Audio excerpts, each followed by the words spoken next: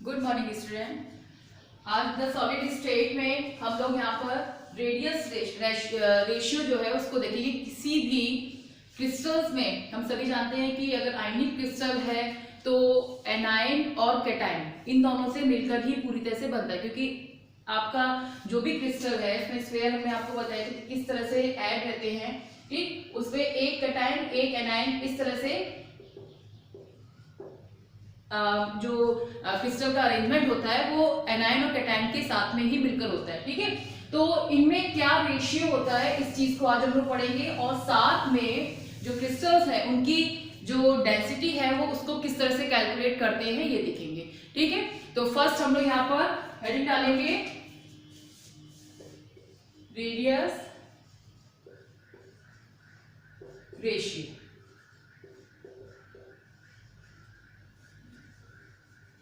ठीक, radius ratio जो है बच्चों क्या है, जैसा कि अभी बताया आपको कि कैटायन और एनायन मिलकर एक क्रिस्टल का फॉर्मेशन करते हैं, आयनिक क्रिस्टल का फॉर्मेशन करते हैं। उनका जो अरेंजमेंट होता है बहुत स्ट्रांगली बॉन्डेड फॉर्म होता है। तो यहां पर जो इसका रेशियो होगा वो क्या होगा, radius of cation upon radius of anion. ठीक, ये क्वेश्चन, इस तरह के क्वेश्चन जो है वो काफी पूछे जाते हैं, बहुत ज्यादा पूछे जाते हैं। इनका रेशियो जो होता है वो निकालने को आता है, और इनके रेशियो से जो भी कोऑर्डिनेशन नंबर आता है निकालना वो पूछा जाता है। तो इसकी एक टेबल है उसको हम लोग देखेंगे, फिर उससे रिलेटेड कुछ प्रॉब्लम्स होंगी वो हम लोग करेंगे, ठीक है। तो यहाँ पर जो रेडियस ऑफ कैटायन है इसको हम लोग किससे रिप्रेजेंट कर रहे हैं, R प्लस, ओके, और ये आपका R माइनस, ठीक। R प्लस आपका कैटायन और ये आपका एनायन। नेक्स्ट हम लोग यहाँ पर एक टेबल देख लेते हैं जिससे आप लोग को आसानी हो जाएगी उसको लर्न करने के लिए भी।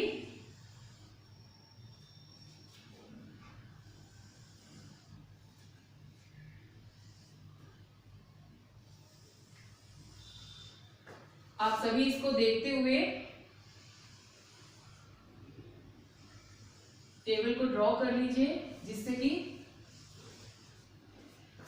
अच्छे से लर्न हो जाएगा, ठीक है। यहां फर्स्ट हम लोग यहां पर लिखेंगे रेडियस रेशियो, ठीक। रेडियस रेशियो जो है उसको लिखेंगे यहां पर। सेकंड यहां पर जो स्ट्रक्चर है, कोऑर्डिनेशन नंबर है और एग्जांपल जो स्ट्रक्चर के आपके बन रहे हैं वो। तो यहां फर्स्ट हम लोग लिखा कोऑर्डिनेशन नंबर, कोऑर्डिनेशन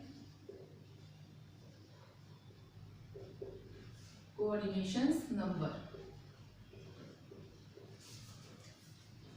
ठीक। नेक्स्ट हम लोग यहां पर लिख देते हैं स्ट्रक्चर, किस तरह का स्ट्रक्चर है, ठीक। यहाँ पे एग्जाम्पल फॉर्म में भी हो गया, कई सारे एग्जाम्पल्स का साथ में लिखेंगे एग्जाम्पल। और ये आपका पॉलीहेड्रन, ठीक है, किस तरह का है, क्यूबिक है, ऑक्टाहेड्रल है, टेट्राहेड्रल है, ठीक। ये सारी चीजें हम लोग यहाँ पर फाइंड करेंगे। इनसे आपका पूरा एक रेशियो जो है वो निकल के आएगा और टेबल एक तैयार हो जाएगी जिससे आपको बहुत इजी रहेगा रेशियो निकालने में कि किसका कोऑर्डिनेशन कब होगा, कौन सा स्ट्रक्चर फाइंड होगा, ठीक है। फर्स्ट यहाँ पे जो रेशियो है उसमें हम लोग की वैल्यू जो आएगी 0.732। देखिए ये आपका जो कैटायन और एनायन हर एक का अलग अलग, ठीक है। जैसे आपका ऑक्टाहेड्रल है उसका अलग है, टेट्राहेड्रल है उसका अलग है। तो जो आपका लास्ट टाइम में रेशियो रेडियस जो थी वो निकाली थी उनके अकॉर्डिंग हर एक का अलग अलग रेडियस निकला है। तो उनका रेशियो जो है उसकी एक रेंज दी गई है, ठीक। और उस रेंज के अकॉर्डिंग फिर आपको वहां पर लिखना है, ठीक। तो यहाँ पे 0.732 यहां से लेके 1 तक लिख सकते हैं एंड मोर भी लिख सकते हैं, यानी इससे ज्यादा एंड मोर, ठीक। अब फर्स्ट हम लोग यहाँ पर देखेंगे कि इसमें पॉलीहेड्रन यानी कि पॉलीहेड्रन फॉर्म क्या होगा। तो ये स्ट्रक्चर जो है वो आपका बॉडी सेंटर क्यूबिक यानी क्यूब फॉर्म यहाँ पे लिख सकते हैं। तो फर्स्ट यहाँ पर क्यूब लिखा, ठीक, ब्रैकेट में आप BCC इसको भी लिख सकते हैं, ठीक। नेक्स्ट इसका कोऑर्डिनेशन नंबर, तो कोऑर्डिनेशन नंबर जो होगा वो इसका 8 होगा। कोऑर्डिनेशन नंबर जो है वो इसका 8 होगा। किसका 8 होगा? अगर रेशियो आपका यानी R plus upon R minus, ये रेशियो कैटायन अपॉन एनायन, ये इसका रेशियो अगर आपका 0.732 से लेके इससे थोड़ा सा ज्यादा, इसको 1 भी बहुत जगह लिखा होता है, ठीक है, एंड मोर फॉर्म में भी लिख देंगे। तो यहाँ पे अगर इसका रेशियो इतना मिल रहा है तो फर्स्ट वो कोऑर्डिनेशन नंबर 8 होगा, उसका क्यूब फॉर्म में होगा, ठीक है। अब इनके स्ट्रक्चर जो है यानी किस तरह का स्ट्रक्चर इसमें आ रहा है, इनके एग्जांपल्स क्या क्या हैं। तो फर्स्ट यहाँ पर सीजियम क्लोराइड जो है वो इसका एक बहुत कॉमन एग्जांपल है जिसको एग्जाम में भी बहुत पूछा जाता है, ठीक है। कॉम्पिटिशन वाले जो एग्जाम है उनमें भी और बोर्ड एग्जाम में भी बहुत पूछा जाता है कि जैसे आपका सीजियम क्लोराइड दे दिया गया, अब इसमें यहाँ पर CS क्लोराइड का कोऑर्डिनेशन नंबर पूछा गया है या रेशियो का ये पूछा कि कौन सी पॉलीहाइड्रेट फॉर्म में मिल रहा है, ठीक, या इनका रेशियो रेंज पूछी गई है कि रेंज क्या है, इससे इसके बीच में कितनी रेंज में ये आता है, ठीक। तो ये इस तरह से क्वेश्चन आपके पूछे जा सकते हैं। इसके और भी एग्जाम्पल हैं, उनको हम ब्रैकेट में लिख लेते हैं। अमोनियम ब्रोमाइड जो है, ठीक, NH4Br, साथ में आपका CSI आयोडीन का है, ठीक। ये एग्जांपल भी याद रखिए, लेकिन जो मेन एग्जांपल है आपके फॉर्म में जो पूछा जाता है वो आपका CSCl, क्लियर। नेक्स्ट हम लोग जो रेंज लिखेंगे उसमें आपकी आती है 0.414। अब देखिएगा यहां से 0.414 से हम लोग कहां जाएंगे, इस वाली रेंज पर। इसको और एक और ट्रिक भी है, इसको याद करने की टेबल बनाइए, इसके बाद ये भी बताते हैं किस तरह से इसको याद किया जाएगा, ठीक है। यहां देखिएगा, ध्यान दीजिएगा, ये जो इसका शुरुआत हुआ है वो यहाँ पर इसका एंड है, ठीक। अब इस रेंज में जो भी आपके स्ट्रक्चर्स आ रहे हैं उनकी स्ट्रक्चर की पॉलीहाइड्रल फॉर्म किस तरह की है, ये सारी चीजें हैं। तो ये इतनी रेंज के जो 0.414 से 0.732 तक की जो रेंज के होते हैं वो ऑक्टाहेड्रन होते हैं, ठीक है। उनका जो पॉलीहाइड्रल फॉर्म होता है वो कौन सा होता है, ऑक्टाहेड्रन। और यहाँ पर आपका मोस्ट जो एग्जांपल है, कॉमन एग्जांपल, वो आपका रॉक सॉल्ट आता है यानी NaCl, ठीक है। कोऑर्डिनेशन नंबर जो होता है वो इसका 6 होता है। तो कोऑर्डिनेशन नंबर जो है उसमें हम लोग लिखेंगे 6। एग्जांपल में NaCl, इसको रॉक सॉल्ट से भी पूछा जाता है।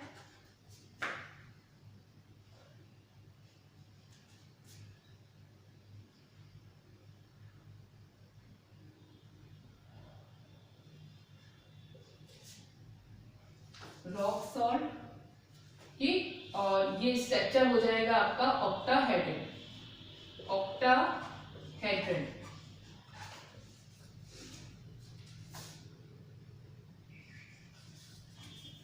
ओके। 0.414 से लेके 0.732 में कोऑर्डिनेशन नंबर 6 होगा। एग्जांपल में आपका जो स्ट्रक्चर आएगा वो NaCl का होगा। ऑक्टाहेड्रन जो फॉर्म आएगी यानी कि पॉलीहाइड्रल फॉर्म जो होगी वो क्या होगी, ऑक्टाहेड्रल फॉर्म होगी। इसमें एग्जांपल में आपका इसके साथ में मैग्नीशियम ऑक्साइड का भी आ सकता है, कैल्शियम ऑक्साइड भी आता है, ठीक है। तो हम लोग वहां पे वो भी लिख सकते हैं। रॉक सॉल्ट के फॉर्म में क्वेश्चन पूछा जाता है इसकी रेंज जो है वो रेडियस रेशियो जो है वो कितना होगा, तो हम लोग बताएंगे 0.414 से लेके 0.732 तक, ठीक है। नेक्स्ट रेंज जो है 225 से कहां तक, ये वाला रेंज, ठीक है। यानी कि 0.225 से लेकर 0.414 ये आपका टेट्राहेड्रन का आता है, ठीक है। इसका जो कोऑर्डिनेशन नंबर जो होगा वो 4 होगा और जो आपका पॉलीहाइड्रन होगा वो क्या होगा, टेट्राहेड्रन में आएगा। और साथ में आपका एग्जांपल में ZnS जिंक सल्फाइड जो होगा वो इसका एग्जांपल होगा, ठीक है। तो जो एग्जाम्पल है इसका वो बहुत अच्छे से याद रखिएगा, जिंक सल्फाइड, ये काफी ज्यादा पूछा जाता है ना, ये एग्जाम्पल और ये इसका ये वाला फॉर्म। ठीक, एग्जाम्पल्स जो है वो याद रखिएगा। टेबल आपकी बहुत इंपॉर्टेंट है, डायरेक्टली पूछी जाती है, साथ में जो आपके न्यूमेरिकल प्रॉब्लम आएंगी उनमें भी इसका यूज होगा। ठीक, तो यहाँ पर हम लोग इसका कोऑर्डिनेशन नंबर 4 लिख देंगे और ये आपका टेट्राहेड्रन। क्लियर, 3 रेंज आपकी यहाँ पर हो गई हैं और तीनों रेंज में आपने सारी चीजें लिख दी हैं। अब एक इसकी लास्ट रेंज बची है 0.155 से 0.225। देखिएगा यहां पर 0.225 जो था इसका लास्ट था और ये आपका ट्राइएंगुलर प्लेनर में आता है, ट्राइएंगुलर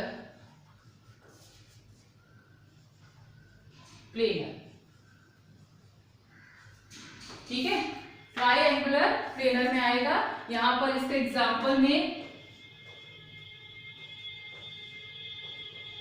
B2O3 रहेगा। इसका जो कोऑर्डिनेशन नंबर होता है वो 3 होता है। ठीक है, क्या होता है 3। यानी अगर आप इसमें यहाँ पे देखेंगे कि अगर इन वैल्यू को हम लोग जस्ट इसका अपोजिट तरीके से लिख दें, रिवर्स फॉर्म में कर दें, तो क्या होगा आप देखेंगे यहाँ पर इस जगह से 0.155 से लेकर 0.225। ठीक है, अगर इसको हमने सबसे ऊपर लिखा, इसके बाद ये, इसके बाद ये, इसके बाद ये, तो एक आपको एक सीक्वेंस फॉर्म में याद भी हो जाएगा। आप टेबल इस तरह से लिख सकते हैं, तो लिख लीजिए।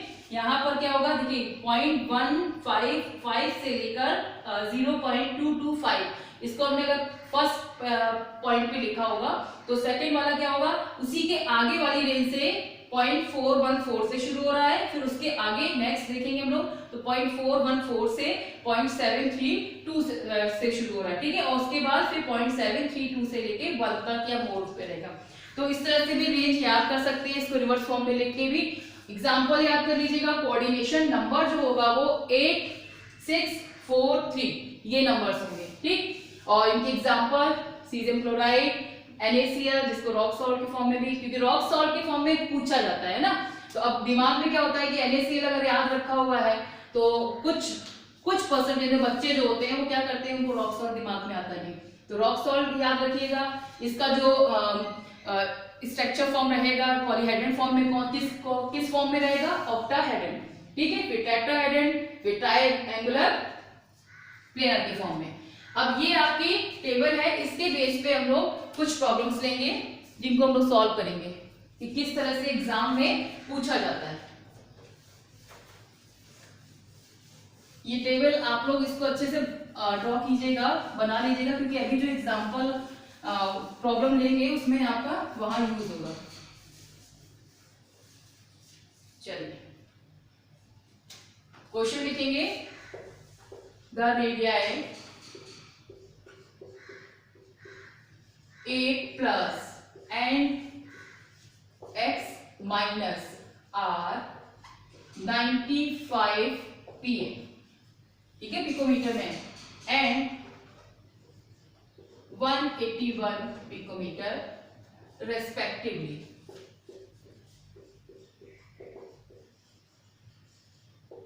Predict the coordination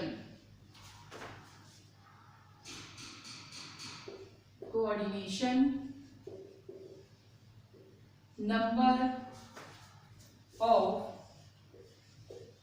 A+। यहां ध्यान दीजिएगा, यहां पर इन दोनों रेडियाई, एक कैटायन दिया है, एक एनायन दिया है। ठीक है, एक कैटायन और एनायन दोनों की रेडियाई का जो रेशियो है, फिलहाल अभी आपका रेडियाई दिया हुआ है ना, रेशियो फॉर्म में नहीं, रेडियाई, इसको हम लोग को खुद रेशियो में लिखना है क्योंकि हमें इसका रेशियो पता है। तो रेडियाई दिया है तो रेशियो निकालने में कोई दिक्कत ही नहीं होगी, 95/181, क्योंकि आपका कैटायन अपॉन एनायन रहेगा। ठीक है, कोई दिक्कत नहीं है। इसके बाद जो भी नंबर आपका निकल के आएगा उसमें हम लोग वहां पे ये देखेंगे कि इसकी रेशियो जो उस रेशियो आया है उसकी रेंज किसके बीच में आ रही है। अभी हमने टेबल जो बनवाया कि आपका 0.732 ठीक 0.414 से लेकर 0.732 तक है, फिर 0.225 से लेकर 0.414, तो इनमें किस के बीच में उसका रेशियो जो है वो आ रहा है, ये सारी चीजें हम लोग देखेंगे जब इसको सॉल्व करेंगे। तो फर्स्ट आपका यहाँ पर हो जाएगा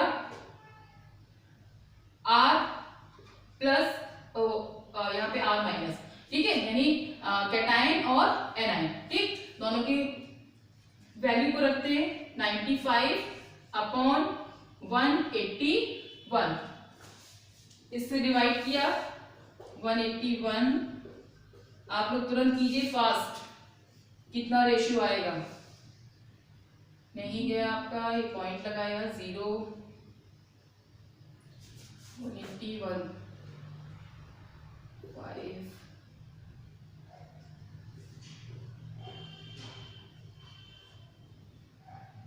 5 और ये 4, इसके बाद आपका ये लगभग आ रहा है 0.5, ठीक है, और 2, ठीक, तो 5 2 के फॉर्म में आएगा। अब यानी कि इसका जो रेंज है उसको हमें देखना है, ठीक, आगे भी आप इसको निकाल सकते हैं कितना है, 2-3 नंबर तक निकाल लीजिए, ठीक।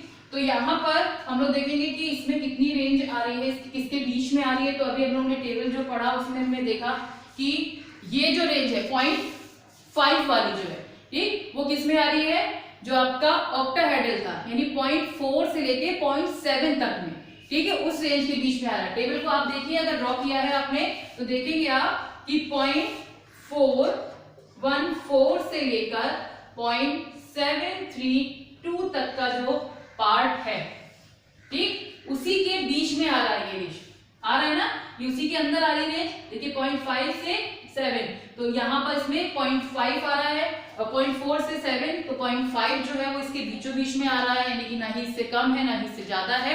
तो ये आपका ऑक्टाहेड्रल रहेगा, और ऑक्टाहेड्रल में क्या था आपका कोऑर्डिनेशन नंबर 6, तो यहाँ पर जो कोऑर्डिनेशन नंबर होगा वो क्या हो जाएगा 6, यहाँ लिखेंगे coordination number of A plus कितना हो जाएगा 6, ठीक है, क्योंकि इसमें ये 6 कोऑर्डिनेशन, क्योंकि ऑक्टाहेड्रल वॉइड जो है वो इसमें मिल रहा है, जो वॉइड है वो कैसा मिल रहा है ऑक्टाहेड्रल फॉर्म में, ठीक है। तो इस तरह के रेशियो जो है वो आपसे पूछे जाएंगे, एक क्वेश्चन आपको दे रहे हैं उसको आपको खुद करना है और आंसर आपको मुझे मैसेज के थ्रू बताना है, ठीक है। क्वेश्चन लिखिए फटाफट।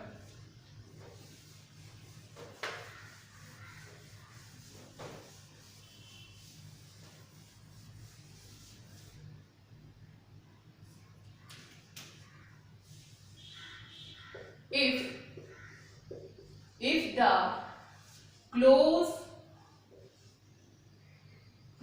cation in NaCl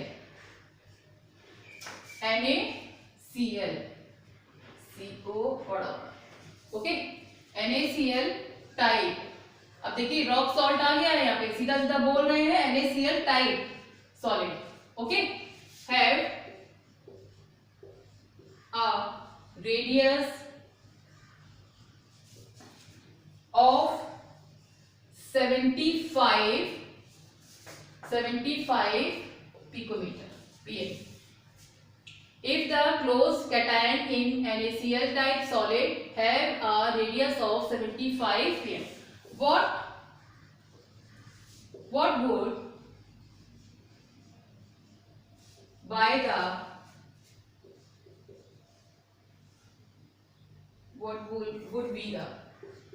would be the maximum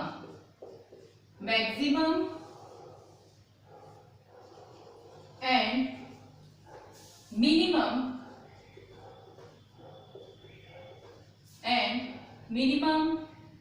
size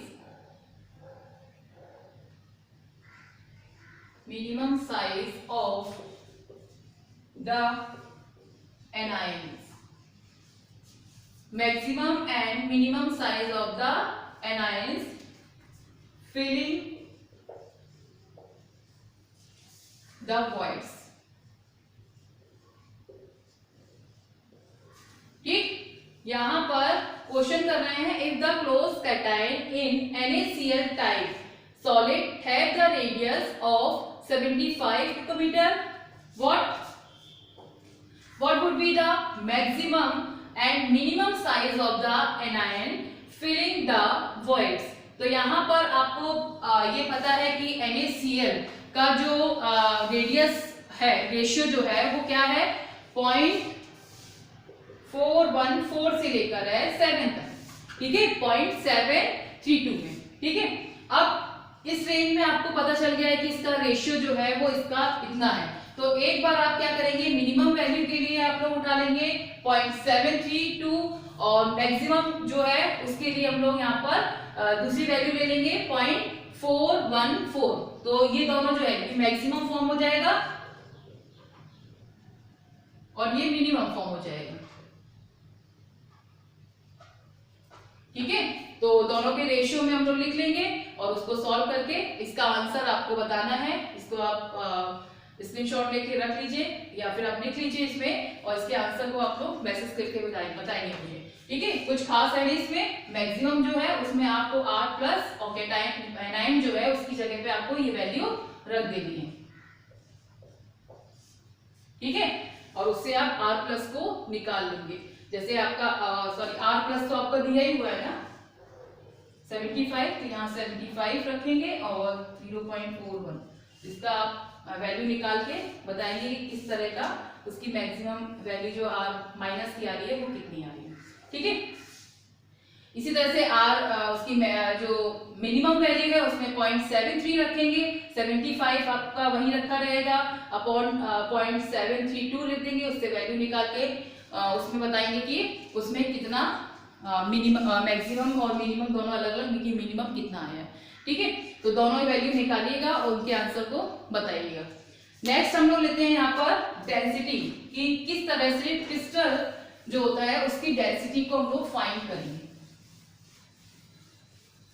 ये आप लोग रेडियस वाला जो पार्ट है उसको देख चुके हैं, किस तरह से रेडियस निकालते हैं, रेडियस के फॉर्मूले आप लोग देख चुके हैं।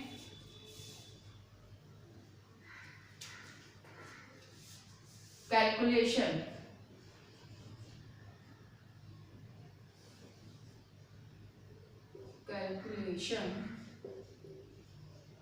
Of density of the unit cell, ठीक है। कैलकुलेशन जो है वो किस तरह से करेंगे, तो पहली बात हमें डेंसिटी जो है उसको निकालना आना चाहिए। तो डेंसिटी को हम लोग किससे शो करते हैं, रो से करते हैं, ठीक। तो डेंसिटी यानी रो इक्वल टू क्या है Z मल्टीप्लाई M को बड़ा बनाइए,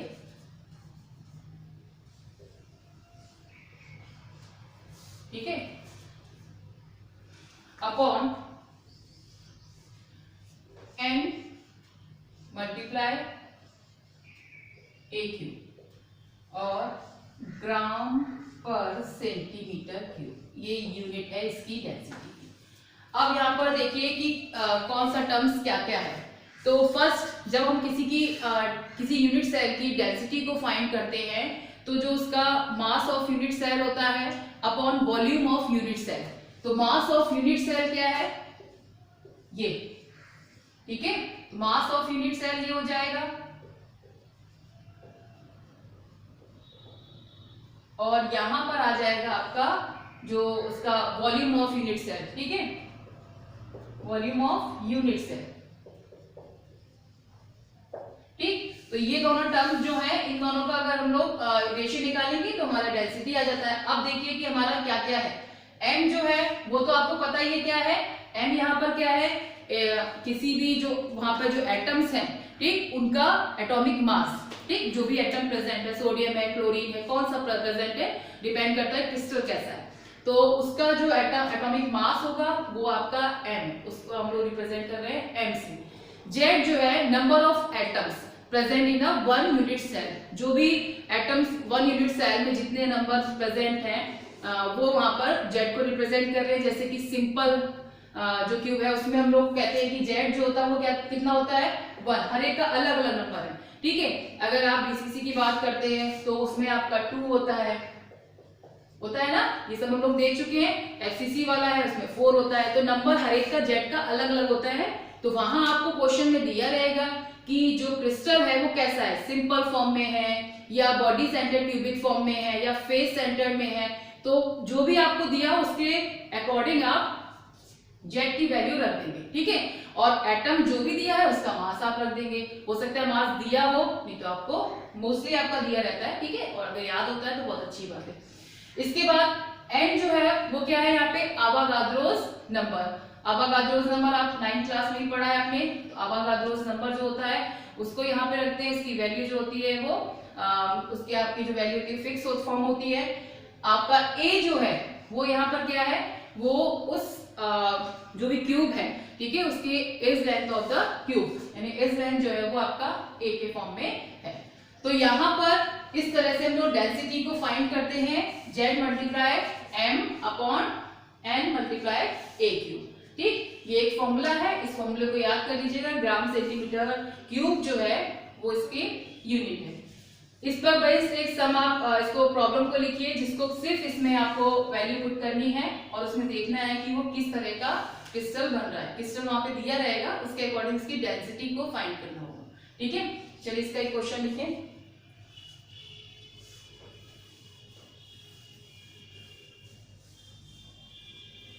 Z की वैल्यू को ध्यान रखिएगा, जो जैसा भी क्रिस्टल दिया रहेगा उसके अकॉर्डिंग वहां पर Z की वैल्यू होगी, ठीक है। First chromium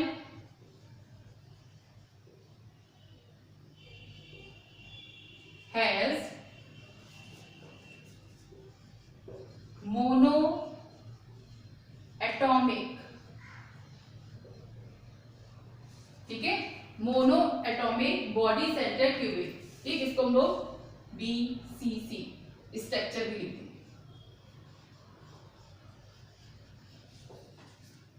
Its cell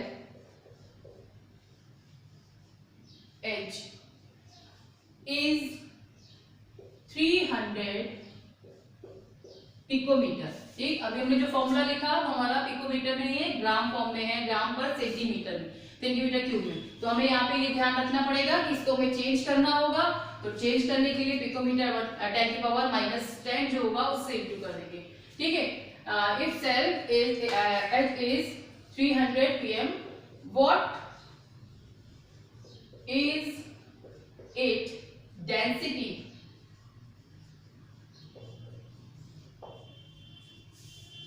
Given that chromium, अब देखिए यहाँ पे दिया हुआ है, कोई प्रॉब्लम नहीं है आपको, पर मोल, ठीक है। इस तरह से ये हमें दिया हुआ है क्वेश्चन इसका। और अब यहाँ पर हमें देखना है, देखिए A आपको दिया है, आपका BCC फॉर्म दिया हुआ है, उसके अकॉर्डिंग आप उसका नंबर Z जो है वो 2 रख देंगे, ठीक है।